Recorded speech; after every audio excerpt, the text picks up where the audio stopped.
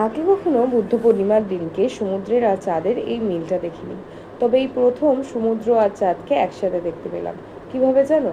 বুদ্ধ পূর্ণিমার দিনকে চাঁদের আলো এতটাই পরিষ্কারভাবে সমুদ্রের ওপর পড়ছিল যে সমুদ্রের জলটা যেন খুবই সুন্দর লাগছিল। আর এই সুন্দর মুহূর্তটা সবাই ক্যাপচার করছিল, কিন্তু জানি না কেন আমার ক্যামেরায় সমুদ্রের মুহূর্তটা ক্যাপচার হয়নি। হয়তো বা ক্যামেরায় সব কিছু ক্যাপচার করা যায় না বললেই চলে।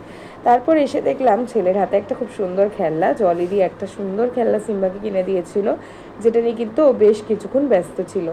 সিম্বা কোথাও গেলে নিজের মতন খেলে, তাই আমাকে একদমই ডিস্টার্ব করে না। আর যেহেতু আমার বাবা সবসময় সিম্বাকে সামলেছে, তাই আমি অনেকটাই এনজয় করতে পেরেছি। আর একটা গোটা জার্নিকে নষ্ট করার জন্য এই একটা হোটেলই বেশ ভালোভাবে দেয়। হোটেলটার নাম আমি একদমই বলবো না, কিন্তু হোটেলটার সার্ভিস একেবারেই বাজে। পাখার রেগুলেটর, এসি রিমোট সমস্ত কিছু তারা সরিয়ে রেখেছে বা খুলে নিয়েছে, যাতে কোনো রকমভাবে এসি সার্ভিস আমরা ভোগ করতে না পারি। তো যাই হোক, আরও অনেক কিছু ওই হোটেলের মধ্যে করা হয়েছিল। আসলে দোষটা আমাদেরই, আমরা ভোটের সময় গিয়েছিলাম, যার কারণে হোটেলের অনেক স্টাফ বাড়ি চলে গিয়েছিল।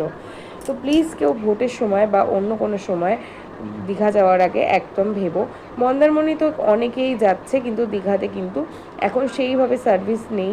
আর দীঘাতে যে কটা রুম অ্যাভেলেবেল রয়েছে সেগুলোর ভাড়া এত যে কিছু বলারই নেই। তারা 2500 টাকার রুমগুলোকে অ্যাভেলেবেল বলছে, আর 1600 টাকার রুমগুলো কোনোভাবে দিতেই চাইছেন না, জানি না কেন।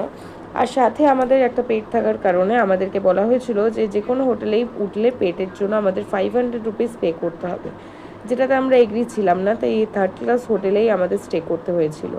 তো উপায় না পেয়ে স্টে করার পর আমার মায়ের শরীর খারাপ হয়ে যায়, আর সাথে আমরা সকলেই অসুস্থ হয়ে পড়ি। তারপর বাড়ি ফেরার সময় এই সুন্দর মুহূর্তগুলো ক্যাপচার করেছিলাম। আকাশ আর গাছপালার এই সুন্দর মুহূর্তগুলো আমাদের কলকাতায় কিন্তু দেখতে পাওয়া যায় না। গ্রামাঞ্চলে এলে অথবা কোথাও এলে এই জিনিসগুলো দেখতে কিন্তু বেশ ভালো লাগে। যত সুন্দর জায়গা হয় তার থেকেও সুন্দর যেন তার পরিবেশকে করে তোলে এই গাছপালাগুলো। তাই সবাই পরিবেশকে ভালো রাখতে গাছপালা কিন্তু অবশ্যই লাগিও। আমরা ভারতীয়রা কতটা গাছপালা ভালোবাসি সেটা প্রত্যেকটা মিনি ব্লগে দেখলেই বোঝা যায়। তো আজকে আমার এই ভিডিওটা আমি এখানেই এন্ড করছি।